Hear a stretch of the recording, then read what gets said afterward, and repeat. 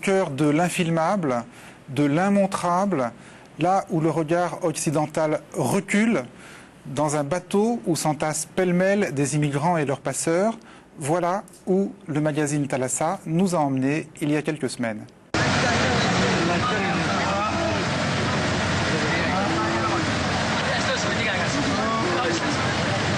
Ce rire de démon, c'est celui d'un passeur, que le spectacle amuse.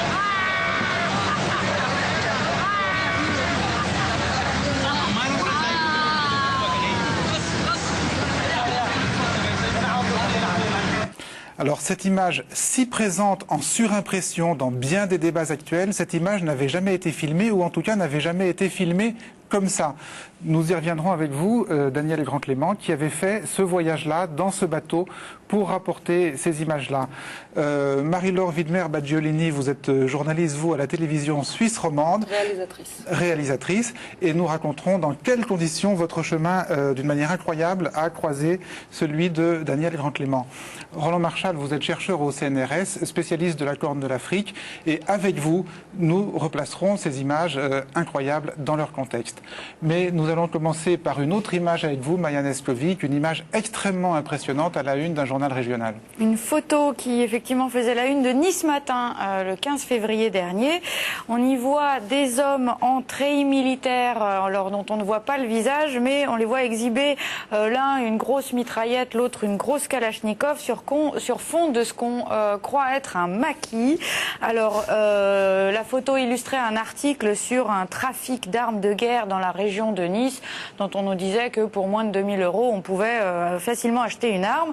Alors la photo est passée relativement inaperçue au moment où elle est sortie, sauf pour Éric de Montgolfier, procureur de la République à Nice, qui après avoir lu l'article décide d'ordonner une enquête. Enquête au cours de laquelle il découvre ce dont il se doutait lui-même et ce dont n'importe qui pouvait se douter en regardant la photo, que c'était en fait un montage, puisque les deux hommes qui tiennent les armes sont en fait le journaliste qui a écrit l'article et puis un policier, et que les armes ont été prêtées par un armurier niçois. Alors, à la demande du procureur, le journaliste et son rédacteur en chef sont entendus pendant plusieurs heures par la police dans le cadre d'une enquête pour diffusion de fausses nouvelles, ce qui n'a pas plu du tout au directeur du journal, Michel Comboul, qui estime qu'on ne peut pas traiter les journalistes comme on traite la pègre, même s'il reconnaît que le journal a commis, je le cite, une faute indiscutable en faisant passer cette photo sans préciser qu'il s'agissait d'un montage.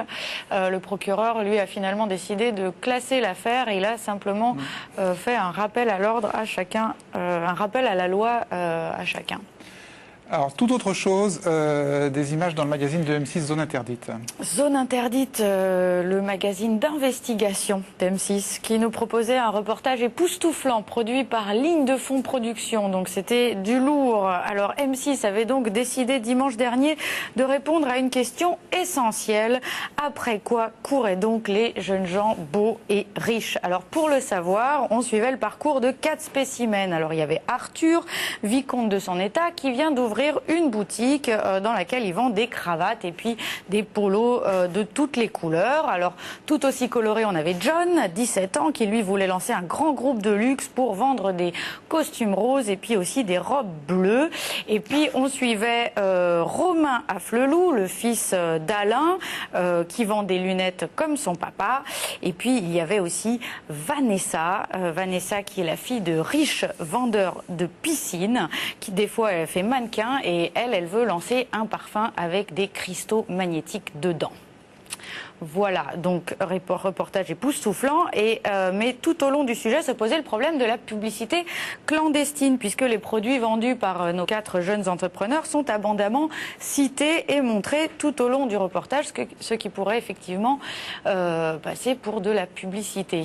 Et d'ailleurs, ce problème de la publicité clandestine ne se posait pas seulement pour ces 4 produits-là. Hein. Bah oui, puisque toute mention ou apparition d'autres produits, elle aussi peut être considérée comme de la pub clandestine, mais rassurez-vous, à M6, on a fait très attention. Par exemple, lorsque la belle Vanessa va chez le coiffeur, après avoir essayé sa belle robe, et ben hop, vous allez voir, l'image de l'enseigne du coiffeur est inversée pour que surtout on n'arrive pas à lire le nom. Quand Romain il boit un coup dans un bar, derrière lui, hop, toutes les bouteilles sont floutées avec soin. Pareil chez le vicomte, quand sur la table du petit déjeuner traîne une bouteille de jus de fruits en brique longue conservation, elle est là aussi impitoyablement floutée. Et quand par malheur c'est un des protagonistes qui prononce le nom d'une marque ou d'un établissement, ça va être là aussi flouté, mais sonorement. Alors, je vais vous montrer un petit peu mon univers, qui est l'hôtel Cousteau, que je reste en fait à chaque fois que je suis sur Paris. Donc voilà, impossible de savoir dans quel hôtel Vanessa Modely réside quand elle est à Paris, sauf si on avait regardé le sujet jusqu'au bout, on n'a rien sans rien, puisque quelques temps plus tard, lorsque Vanessa va faire sa séance photo dans le même hôtel, cette fois il est tout à fait identifiable. Paris, 9h du matin. Pour Vanessa, c'est le grand jour. Je pense qu'il n'y a pas beaucoup de monde qui peuvent se retrouver en petite tenue à l'hôtel Cos, comme ça, à l'heure du déjeuner. Voilà. Pas beaucoup de monde, elle peut, c'est super. Donc, toujours dans les hôtels, dans son commentaire, vous allez entendre, la journaliste semble faire très attention à ne surtout pas donner le nom des palaces dans lesquels Vanessa et son boyfriend descendent. Arrivé à Monaco, dans l'établissement le plus prestigieux de la principauté, le couple retrouve ses repères. Donc voilà, on ne connaîtra pas l'hôtel prestigieux de Monaco. Par contre, à Cannes, c'est une autre histoire. À Cannes, ils descendent au Carlton, l'hôtel le plus prestigieux de la ville. Voilà.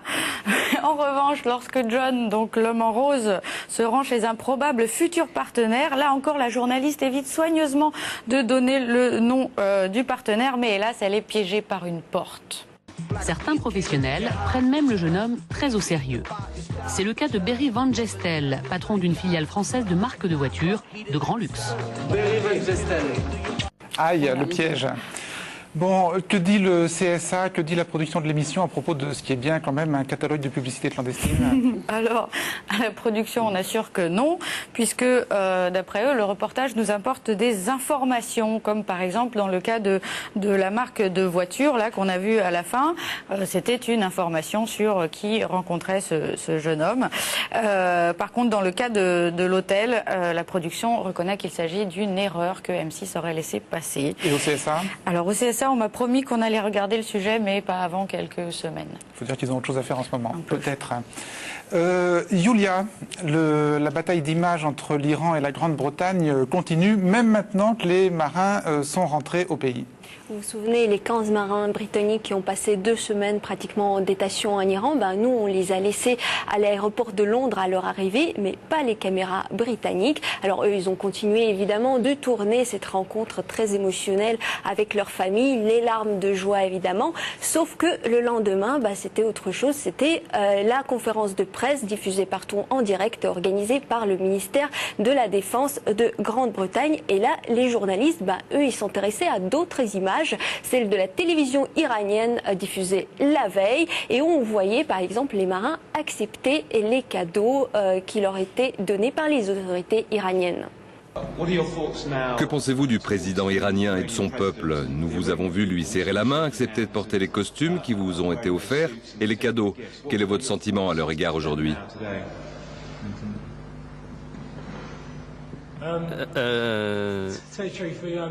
Encore une fois, je le répète, faire partie des quelques privilégiés utilisés pour améliorer l'image du régime ne nous a pas beaucoup plu. En ce qui me concerne, tout ça n'a été qu'une mascarade médiatique. Bref, je ne suis pas leur plus grand fan.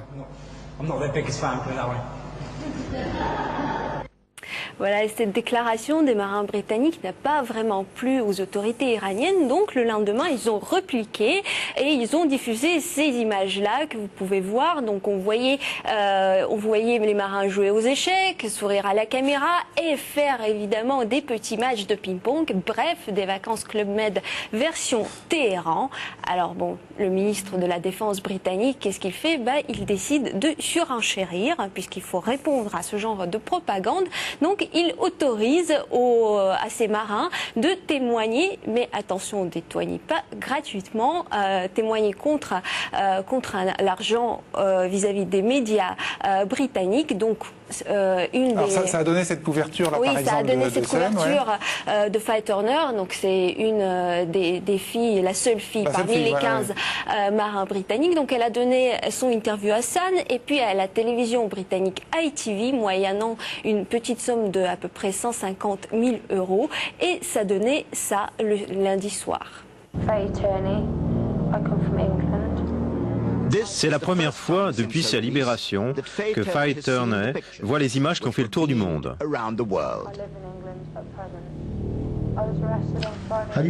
Qu'est-ce que cela vous fait de voir ces images aujourd'hui? Ça me rend profondément malade. Je n'ai jamais voulu ça. Je n'ai jamais été dans les eaux iraniennes, j'étais côté irakien. C'est horrible de revoir ça. Initialement, accepter une brève apparition télévisée devait accélérer la libération de Faye Turner. Comment avez-vous vécu le fait qu'il vous pousse à faire ça? Ça a été horrible. Je ne pouvais pas me débarrasser de ce sentiment de traîtrise, mais je ne suis pas une traîtresse. J'ai toujours été loyale envers mon pays. Ça a été très dur. Voilà, sauf que cette interview de Faye Turner avait provoqué beaucoup de réactions, et y compris parmi ses compagnons d'infortune. L'un d'entre eux témoignait au micro d'Sky News et expliquait pourquoi lui, il racontait son histoire gratuitement. Pourquoi n'avez-vous pas vendu votre récit, lieutenant? Pourquoi accordez-vous des interviews à la presse gratuitement? Je considère, et plusieurs membres du groupe également, que l'aspect financier de l'affaire est de très mauvais goût. Je fais référence ici aux sommes d'argent qui ont été offertes et pas au fait de les accepter. Je suis également particulièrement agacé par certains journaux qui, peu de temps après notre libération, ont écrit que nous avions capitulé et passé du bon temps. J'ai donc choisi d'avoir recours aux médias pour livrer ce qui s'est vraiment passé et montrer que cela n'a pas été aussi facile que certains l'ont écrit. Alors, à la suite de cette polémique, volte-face du ministre de la Défense britannique. Oui, le ministre de la Défense britannique a mis 24 heures pour revenir sur sa décision et donc d'interdire les témoignages en échange de l'argent à ces Marines. Sauf que il a fait le sous-marin avec les médias britanniques jusqu'à mercredi dernier. Et c'est seulement mercredi dernier qu'il s'est expliqué face caméra en disant que tout revenait de sa propre responsabilité. Bon, peut-être suite du feuilleton la semaine prochaine, on verra bien. Un mot de politique, puisque depuis quelques semaines, les chaînes de télévision vivent sous le régime de la stricte égalité de temps de parole qu'elles doivent accorder à chacun des 12 candidats. Et certaines, Maya, se félicitent bruyamment d'y arriver parfaitement. Lundi dernier, c'était Anne-Sophie Lapix qui annonçait donc fièrement que TF1 avait parfaitement réussi sa mission avec des tableaux à l'appui. C'est aujourd'hui le coup d'envoi officiel de la campagne électorale. Les clips des 12 candidats ont commencé à être diffusés sur les chaînes publiques. Les compteurs des temps de parole et d'antenne sont remis à zéro. Et vous allez le voir, dans les 3 dernières semaines, l'égalité du temps de parole aura été respectée sur notre chaîne. Regardez le détail, c'est Dominique Voynet qui se sera le plus exprimé devant Philippe de Villiers. Mais à noter que l'écart entre Dominique Voynet et la dernière du classement, Marie-Georges Buffet, n'est que de 15 secondes. Ah, chapeau, hein. Ah, vraiment, non mais chapeau. Hein. Sauf que quand même, ça nous a beaucoup étonné, Maya. Bah oui, 12 secondes d'écart entre le premier et le dernier, c'est drôlement bien. Sauf que chez nous, on a Aurélie Windels qui, elle, compte le temps de parole dans les journaux du soir, c'est-à-dire les journaux les plus regardés. Et là, c'est plus la même histoire. Sur TF1, d'après ses comptes, c'est Ségolène Royal qui arrive en tête. En dernier, c'est Olivier Besancenot. Sauf qu'entre les deux, c'est pas 15 secondes, mais c'est un rapport de 1 à 4. Donc 4 fois plus de Royal que de Besancenot aux 20h de TF1. Sur France 2, c'est pas beaucoup mieux. Bayrou arrive en premier. Dernier toujours Besancenot, avec là aussi un rapport de 1 à 4. Alors sur France 3, ça va déjà un peu mieux. C'est toujours Bayrou en tête, dernier toujours Besancenot, mais cette fois avec seulement 2 fois moins de temps de parole. Alors, explication. En fait, maintenant, elles ne peuvent plus jouer à ça, mais jusqu'à cette semaine, les chaînes pouvaient encore caser les candidats ailleurs qu'aux 20h pour équilibrer. Alors pour TF1, c'est par exemple Jean-Pierre Pernaut qui s'y colle avec ses interviews fleuves best-of du 13h où ils demandent aux candidats quelle est leur région, leur chanson préférée. Mais bon, là, c'est pas trop grave parce que le JT de Pernod a une grosse audience. Alors sur France 2, par contre, l'éventail est plus large. Outre les magazines, on peut faire parler les candidats dans le JT de la nuit, ou alors on peut aussi les faire parler très tôt le matin dans les 4 vérités. Alors ça reste du temps de parole, sauf que c'est pas vraiment la même audience puisque en moyenne, l'émission du matin est suivie par 1 500 000 téléspectateurs contre 5 à 6 millions pour un 20h sur France 2. Mais ça comptait pareil. Hein. Ouais. Voilà. Merci Maya. David, vous avez eu pour une fois envie de fuir justement les images de la présidentielle. J'en avais assez. Je me suis dit, je vais me faire une soirée sans politique, sans débat partisan. Je vais regarder Le Sacre de l'Homme, 3e volet de la série de France 2 sur l'histoire de l'humanité. Docu-fiction où je m'attendais à voir de très belles images de tradition, de chasse, de pêche, de nature. Très très sympathique, sauf que dès les premiers commentaires, on ressuscite un vieux clivage entre nomades et sédentaires. Pour nous, nomades, les richesses de la terre sont à tout le monde. L'étranger est un voyageur, comme lui. Même lorsque les denrées sont rares, on doit partager pour survivre. Les sédentaires ne peuvent plus penser ainsi. Sans leurs réserves, ils ne peuvent plus survivre. Alors naît ce sentiment étrange, la crainte de se faire ravir ses richesses. Chez l'homme sédentaire, étranger veut dire danger. L'homme sans dents était prêt à défendre sa propriété comme sa propre vie. Alors des sédentaires accrochés à leurs biens, pas très tolérants avec l'autre et l'étranger quand même. Et puis de l'autre côté des nomades assez partageux, sympathiques, ouverts, tolérants. Je me suis dit, ils vont pas quand même nous ressusciter le clivage droite-gauche dès cette époque. En fait non, puisqu'il n'est pas question de politique, c'est un documentaire. D'ailleurs, un peu plus loin, il était question d'économie. Soudain, nous avions des surplus, des excédents de production. C'est devenu une forme de richesse et l'on a compris que cela nous donnait du pouvoir sur ce qui manquait. Et l'échange apaise les conflits, car il permet de renouer un dialogue et une satisfaction mutuelle. Les vertus du travail, de l'échange, ça m'a bizarrement rappelé quelque chose, de même que la coupure entre le peuple et ses élites. Bientôt, le chef va distribuer une partie de ses richesses à ses partisans. Il va créer une élite, une classe sociale au-dessus des autres. Ourou n'était plus un homme comme les autres. Il ne travaillait plus au champ, n'élevait plus d'animaux. Son rôle de chef ne lui permettait plus de s'abaisser à ses tâches. Et oui, Ourou ne connaît plus le prix d'un ticket de métro. Et quand l'élite s'éloigne trop de l'élite d'en bas ou du peuple d'en bas, ça provoque une remise en cause du régime. Quand le pouvoir devient abusif et que l'équilibre de ce qu'il apporte et de ce qu'il coûte est rompu, celui-ci est condamné. Quand le pouvoir de décision se concentre sur un seul homme et qu'il n'entend plus les cris de ses semblables, celui-ci est condamné. Mais non, ce n'est pas un appel à la réforme des institutions. D'ailleurs, à l'époque, il y avait déjà des formes d'organisation politique beaucoup moins ringardes que le patriarcat. Toutes ces femmes sans hommes nous ont accueillis avec une grande générosité. Dans notre village, les hommes avaient toujours commandé, tandis que les femmes décidaient à la maison. Chez ces étrangers, c'était une femme qui prenait les grandes décisions. C'était nouveau. Et oui, c'était nouveau. Et là, je ne ferai aucune allusion à qui vous savez. Alors franchement, je ne peux pas imaginer que les auteurs de ce documentaire, les auteurs du Sacre de l'Homme, n'aient pas imaginé ou envisagé qu'à la fin du mois, nous aussi, on va sacrer notre homme politique. Et que donc, finalement, ils aient fait des allers-retours entre le passé et le présent. Et c'est bien normal, puisque le néolithique, c'est le sujet du documentaire, il a fondé nos modes de pensée et d'organisation contemporains. Et moi, il me paraît tout à fait logique que la question de la sécurité, de l'éthique du pouvoir, de la corruption, de ce qu'on fait du pouvoir, on puisse l'appréhender à l'échelle de milliers d'années ou à l'échelle de quelques semaines de campagne électorale. Et comment parler de politique sans avoir l'air d'en parler? Moi, non, j'ai rien dit. Alors, nous n'allons quitter qu'en apparence la campagne électorale, puisque l'image sur laquelle nous allons nous arrêter maintenant avec vous, Perrine Dutreil, c'est peut-être une des images qui sous-tendent le plus les thèmes, les débats politiques en général, et plus particulièrement dans la période présidentielle actuelle, même si on la voit peu à la télévision, l'image d'hommes misérables fuyant la misère. à bord de bateaux de fortune, Perrine. Ouais, le thème de l'immigration clandestine est souvent présent dans les JT. Et quand ce thème est abordé, ça ressemble à ces images. On voit souvent des Marocains, Algériens arrêtés comme ici en Espagne.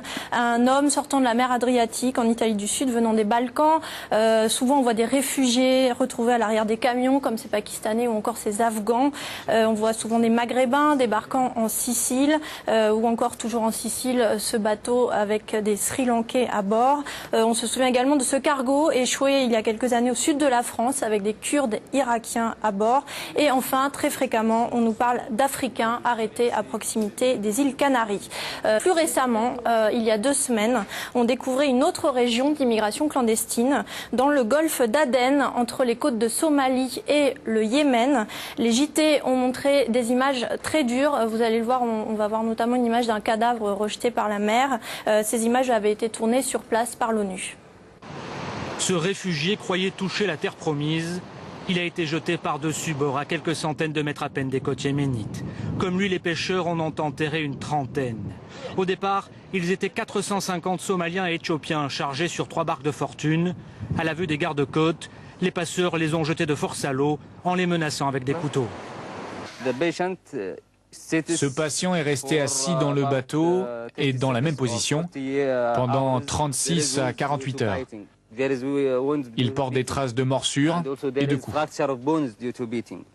Ces tragédies sont de plus en plus fréquentes dans le golfe d'Aden. L'année dernière, 26 000 personnes ont tenté la traversée.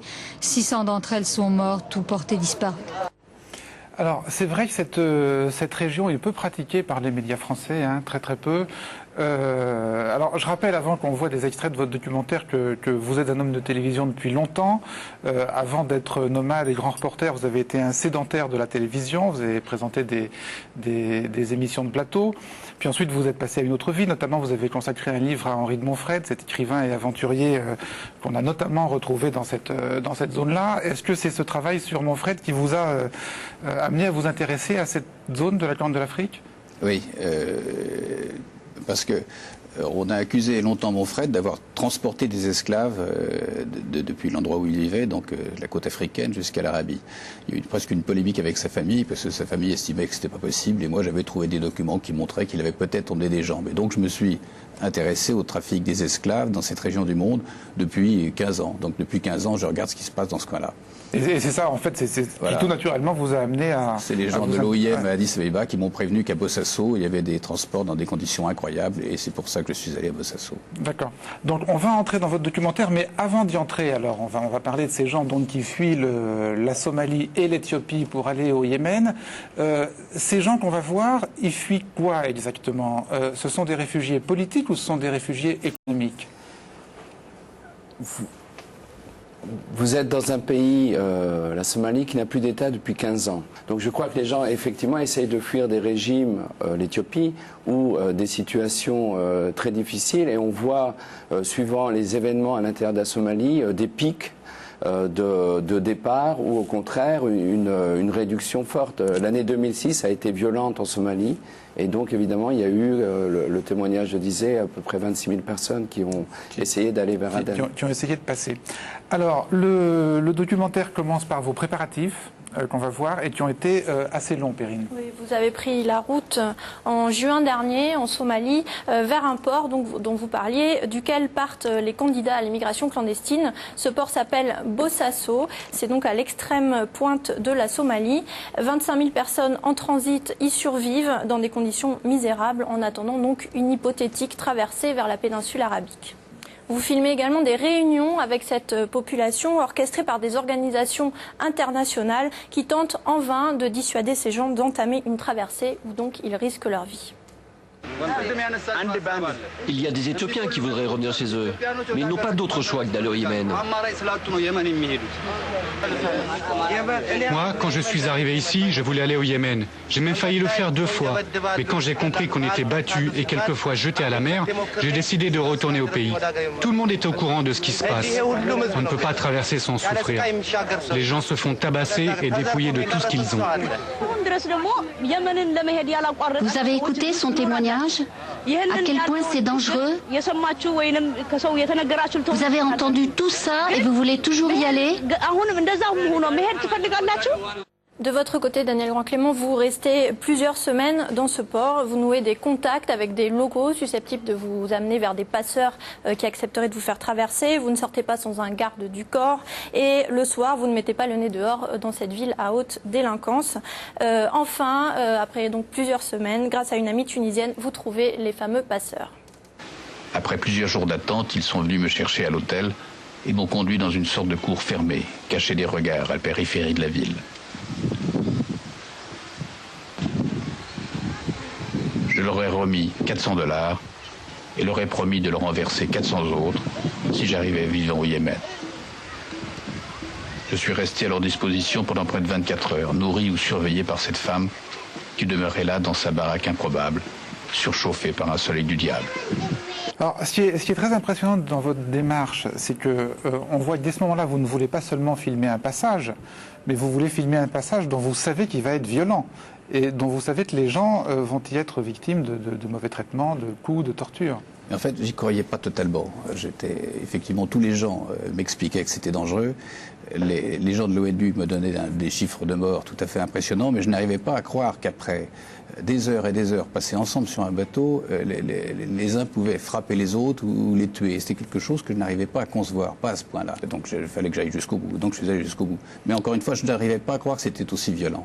Alors jusqu'au bout, c'est donc, Perrine, le grand moment du documentaire, la traversée elle-même. Oui, vous embarquez donc pour une traversée qui va durer 3 jours et vous allez filmer quand vous le pouvez le spectacle qui s'offre à vous. Vous avez consacré dans votre reportage 11 minutes sur 50 à cette séquence qui est relativement long.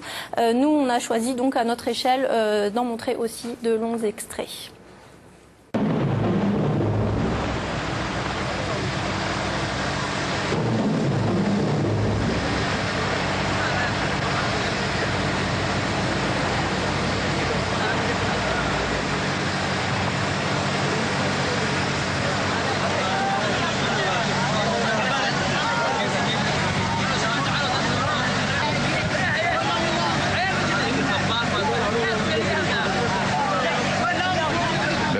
Cette vision incroyable que le monde se refuse à connaître.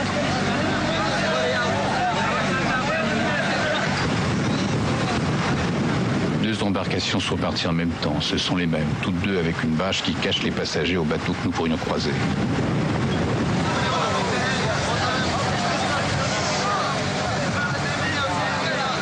Nous sommes 128 à bord d'un bateau d'un peu moins de 10 mètres. Il y a des gens dans la cale près du moteur ou sous le triangle avant d'où je filme. Et cela étouffe.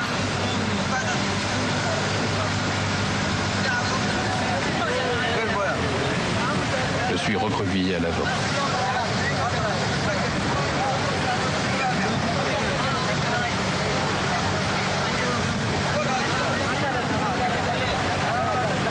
Au début du voyage, les passeurs m'interdisent de sortir ma caméra. Puis ils changeront d'avis et m'autoriseront 3 fois à prendre quelques images. Ils m'ont fait comprendre qu'ils me jetteraient à l'eau si je dirigeais l'objectif dans leur direction. Il me sera impossible de les filmer pendant qu'ils battent les passagers, ce qu'ils vont faire pendant des heures. Ils les battent pour les diminuer physiquement et psychologiquement, car 8 ou 10 hommes d'équipage doivent s'assurer de la docilité de 120 passagers, souvent plus costauds qu'eux.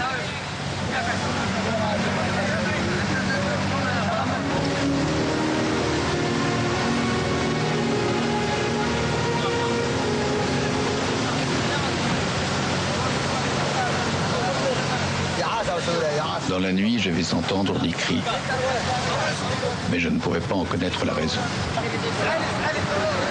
Deuxième jour de voyage. Cet homme en bleu est une sorte de capot. C'est un passager qui a été chargé par les passeurs de frapper ses camarades.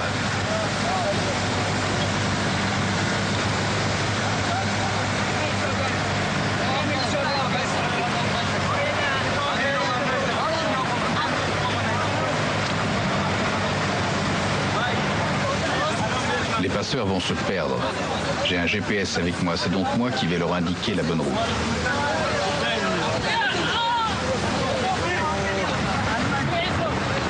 Au début, ils étaient relativement conciliants. Maintenant, ils m'obligent à rester assis, à ne plus bouger.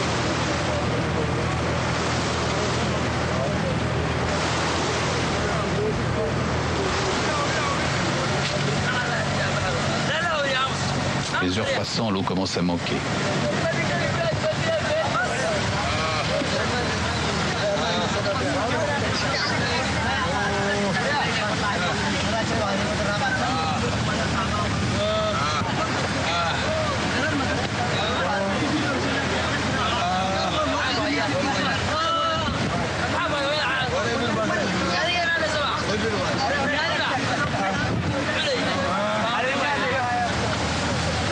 J'ai pu filmer les femmes tassées à l'arrière, sous le barreur. Par chance, il n'y a pas d'enfants. J'apprendrai plus tard qu'il y en a dans l'embarcation qui navigue avec nous.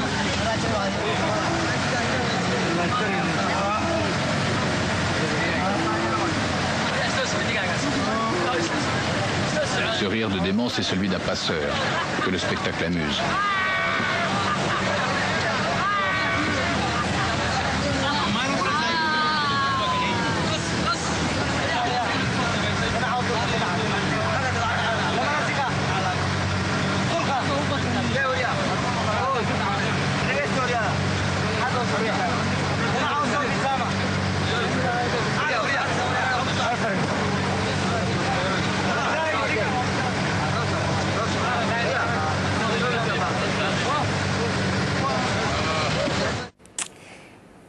Alors, toute cette séquence dégage évidemment chez le téléspectateur des sentiments multiples, confus, contradictoires.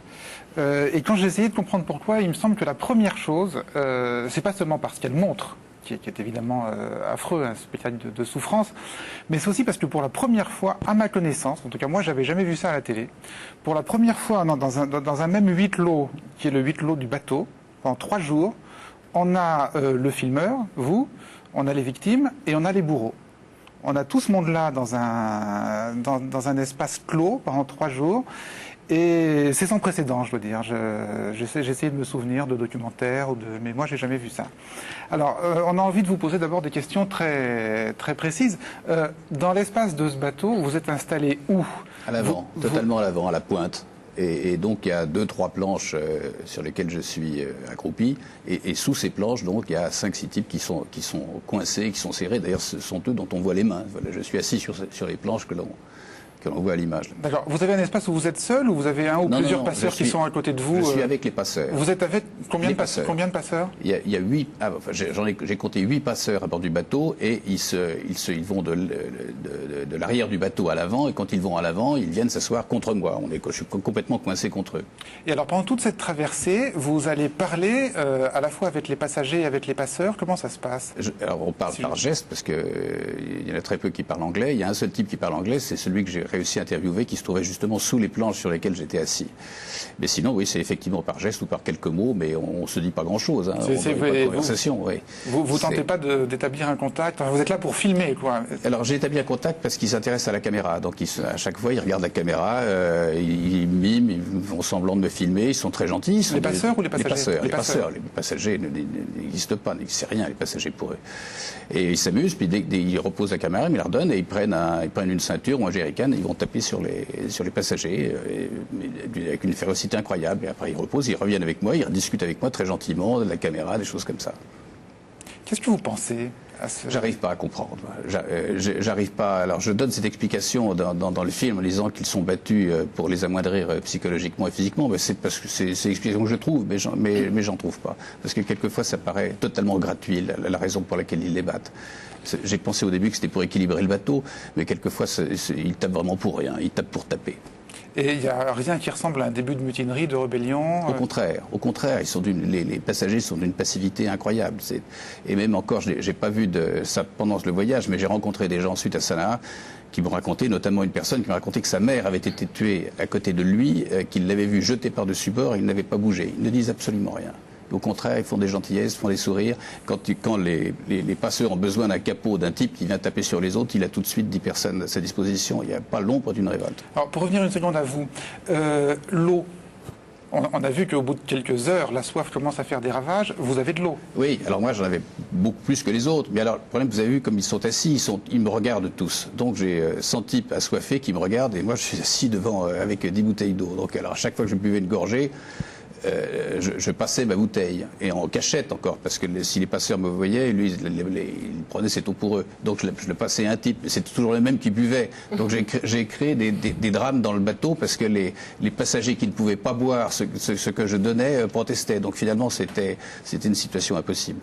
Alors vous avez continué quand même à... Oui, jusqu'à ce que j'ai plus d'eau, puis quand j'ai plus d'eau, c'était fichu, quoi. Et plus personne n'avait d'eau. C'était, j'imagine, peu de temps avant d'arriver. Mais on n'en savait rien, hein, parce qu'on a su que l'on arrivait lorsqu'on est arrivé sur les côtes, mais on ne savait pas exactement combien de temps allait durer le voyage.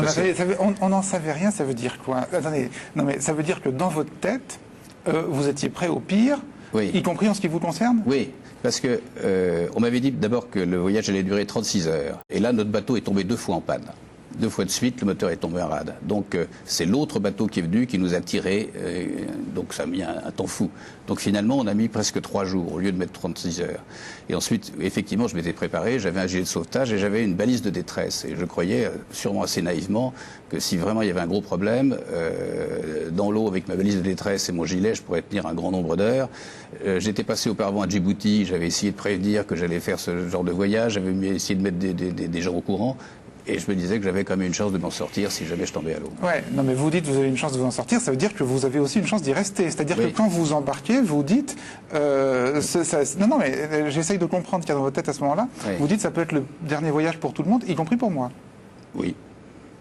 Mais enfin, j'avais calculé mes chances. Je pensais que j'avais une chance sur 50. J'avais quand même une chance sérieuse d'arriver au bout. Un risque sur 50. Roland Marchal? Oui, je crois qu'il faut, enfin, je dirais malgré la violence des images, il faut quand même peut-être se demander plusieurs choses. La première, c'est si ce trafic continue et dure depuis plus d'une dizaine d'années, ça veut dire malgré tout que les chances d'y arriver ne sont pas nulles. Donc on peut les évaluer. On n'a pas de chiffres. Ce dont les agences, le HCR ou éventuellement le gouvernement yéménite parle, c'est effectivement les catastrophes lorsqu'un bateau va se renverser. Je crois que c'est quand même un des aspects essentiels que vous avez souligné, mais qui je crois est très fort. C'est des barques qui ne sont pas du tout prévues pour transporter un tel poids et un tel nombre de personnes. Et donc ce qui est essentiel pour la survie du bateau, c'est effectivement l'immobilité. Et, ce qui est peut-être une... Sans avoir eu votre expérience, disons, je vois cette violence très fonctionnelle. C'est obliger les gens à rester immobilisés, parce que si 4 ou 5 d'entre eux se bougent en même temps, on est dans une partie de la mer Rouge qui est extrêmement agitée, où ces petites barques sont quand même bousculées de façon, je pense que vous avez dû beaucoup souffrir physiquement aussi à cause de ça. Et donc... oui, donc c'est-à-dire que ce n'est pas du sadisme gratuit. Effectivement, c'est un complément intéressant, parce que en regardant le documentaire, on doute parfois, on se demande, mais voilà, et puis y compris sur ce plateau, vous disiez, je comprends pas. Non, mais en fait, c'est une explication. Mais je crois que fondamentalement, ça relève de ce calcul. Non, vous avez sûrement raison. De toute façon, le capitaine du bateau m'avait fait comprendre que si tous les passagers se levaient en même temps, le bateau se retournait. Donc il fallait absolument, impérativement, que les gens ne bougent pas. Alors, on va parler de l'arrivée. Comment ça se passe à l'arrivée ? Alors, ce qui se passe vraiment, ou ce que je pensais qu'il aurait dû se passer, ce qui se passe vraiment, c'est que le bateau arrive donc en pleine nuit. Il est arrivé dans une baie. Les 2 bateaux étaient l'un navigué de concert, et il est tourné 2-3 fois dans la baie. J'ai eu l'impression qu'on lui faisait des appels de phare, mais j'en suis pas tout à fait sûr. On voyait des phares dans le lointain. Du rivage. Du rivage. Je pensais donc que des plus petits bateaux viendraient pour décharger les passagers, et c'est pas ce qui s'est passé. Tout d'un coup, il y a eu comme un choc, et les passeurs ont hurlé à tous les gens, à tous les passagers de sauter à l'eau. Donc j'ai sauté en dernier, quasiment avec un type qui avait une mitrailleuse qui m'a poussé à l'eau. Et là, j'ai barboté de l'eau pendant un petit moment. Et après, j'ai marché vers la plage. Alors la suite, on va la raconter avec Marie-Laure Wilmer-Balgiolini, Perrine, puisque c'est là que commence le dernier épisode de ce périple incroyable. Ouais, avec une incroyable coïncidence, puisque à la même période, de l'autre côté, donc au Yémen, vous étiez avec une journaliste britannique en train de tourner un reportage donc sur l'arrivée de ces réfugiés clandestins après leur traversée. Vous cherchiez donc à filmer prenez en pleine nuit l'arrivée de ces gens sur le rivage, vous aviez un encadrement militaire imposé par les autorités yéménites et vous aviez passé un accord avec les gardes-côtes et les policiers locaux qui étaient censés vous prévenir quand une embarcation arrivait. Donc une nuit, vous parvenez à filmer l'arrivée d'une embarcation et c'est justement l'embarcation sur laquelle vous étiez. Donc ce sont vos images qu'on va voir que vous avez intégrées à votre reportage sur France 3.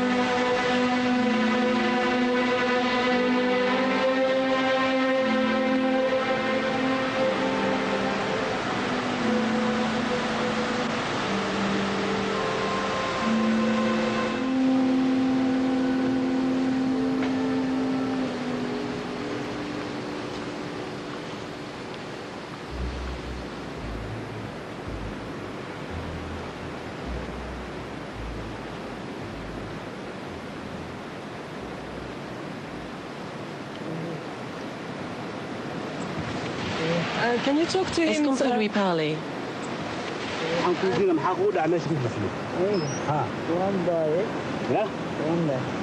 Je suis fatigué, laissez-moi. J'ai besoin de rien. Je ne veux pas d'histoire.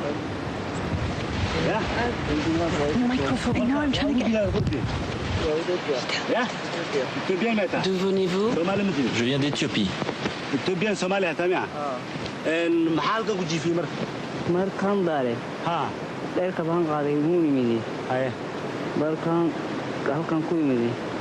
Dès que je suis arrivé, je me suis couché là.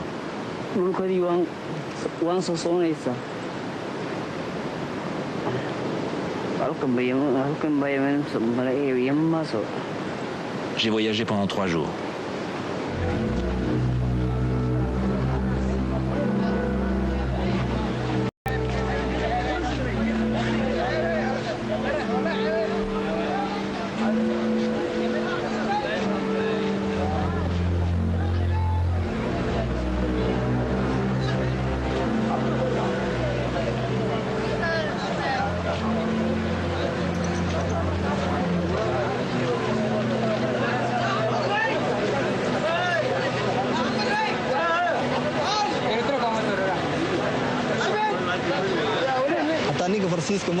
Pendant le trajet, il y avait un Français. C'était qui ce Français?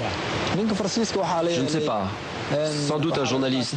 C'est là où vous apprenez en fait pour la première fois qu'il y avait un blanc et un Français dans le bateau. Et en plus, j'ai hésité à arrêter ma caméra à ce moment-là parce qu'on se disait, mais nous, on veut pas des Français, on veut des Somaliens. Oui. Et donc, comment passer par le traducteur, le temps que la traduction m'arrive, c'est vrai qu'on filmait les avis des gens, des uns et des autres, de ce qui s'était passé. Et bon, on a découvert ça que plus tard, au moment de la traduction. Donc, tout d'un coup, on s'est dit, mais il faut qu'on vérifie, il faut qu'on le trouve.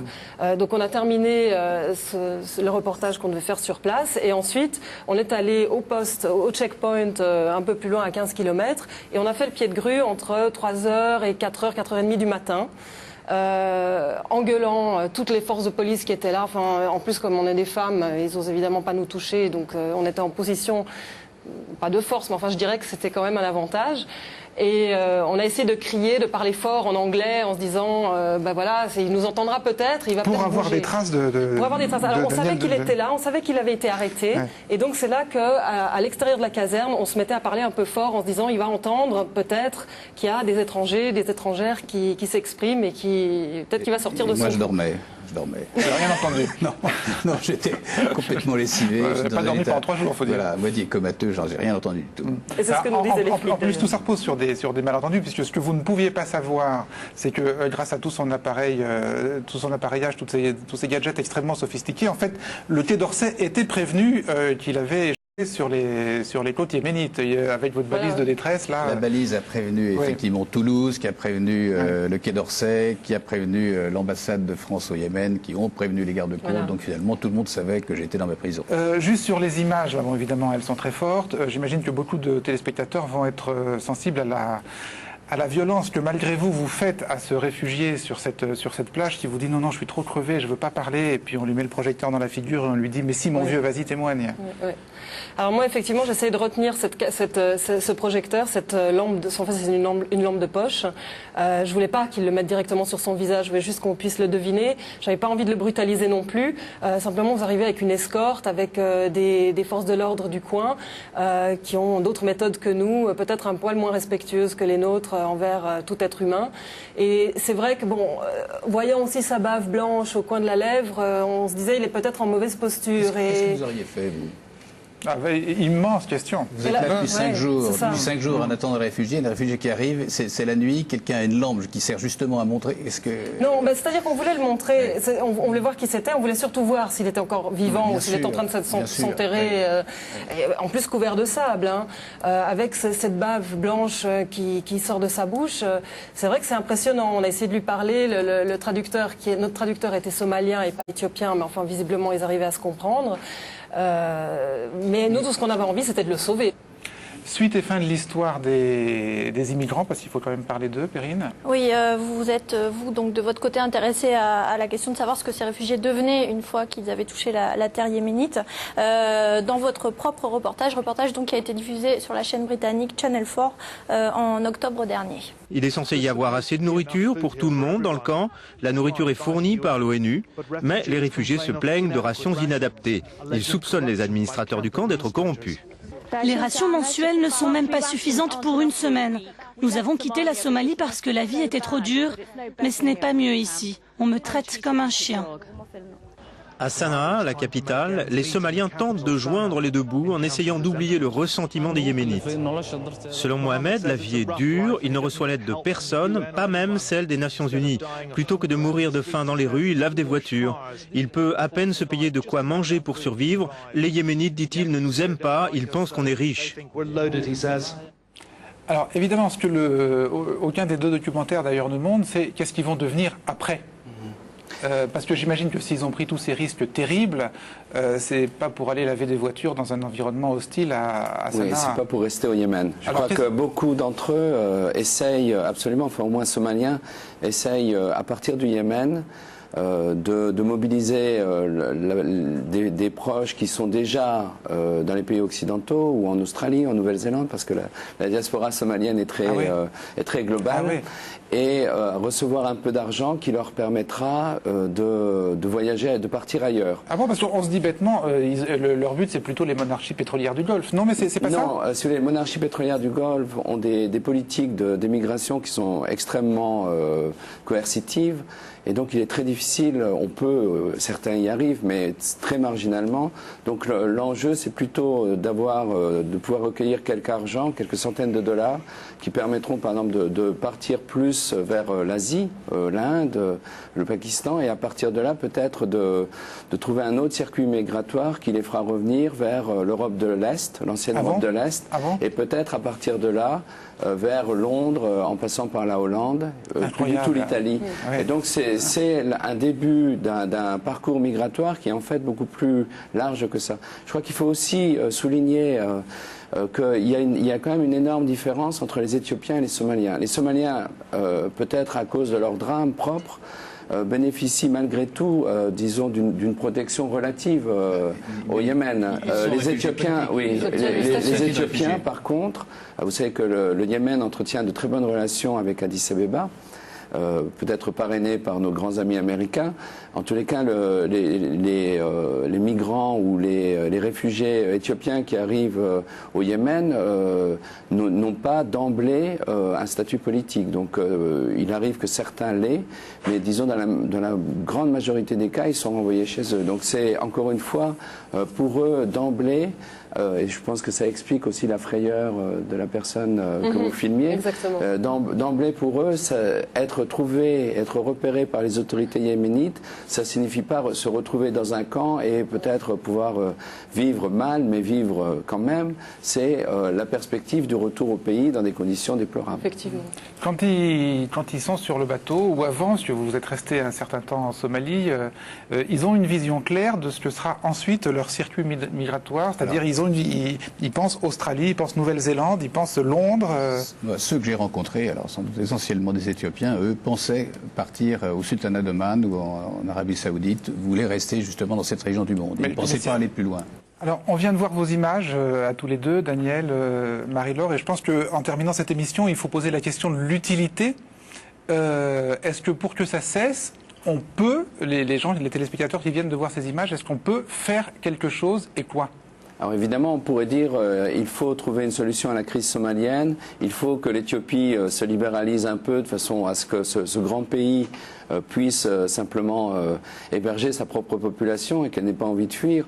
Mais je crois qu'au-delà de ça, on peut dire que ce trafic existe depuis plus d'une dizaine d'années parce qu'il y a des solidarités, il y a des complicités dans les administrations et au Yémen et au Puntland, c'est-à-dire cette région qui gère le port de Bosaso. Qu'est-ce qu'on peut faire? Et donc je crois que le dispositif normal, ce serait de dire aux donateurs, notamment à la Commission européenne, notamment aux gens qui gèrent les programmes sur la Somalie, de dire que les programmes qui sont dirigés vers cette région de la Somalie, vers cette administration très spécifiquement, donc ça ne concerne pas les programmes humanitaires, ces programmes-là doivent être conditionnés par quand même la mise en œuvre de ce qu'ils affirment en disant que ce trafic est interdit, que quiconque le pratique sera enfermé, etc.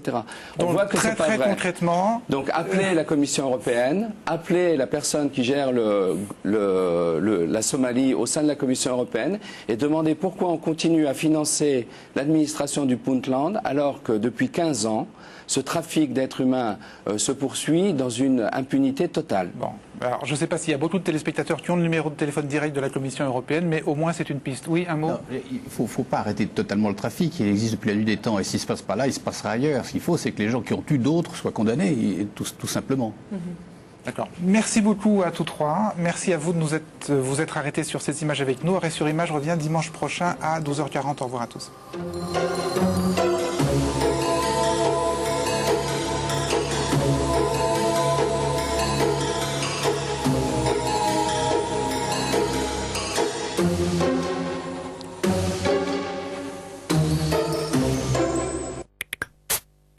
Tout de suite.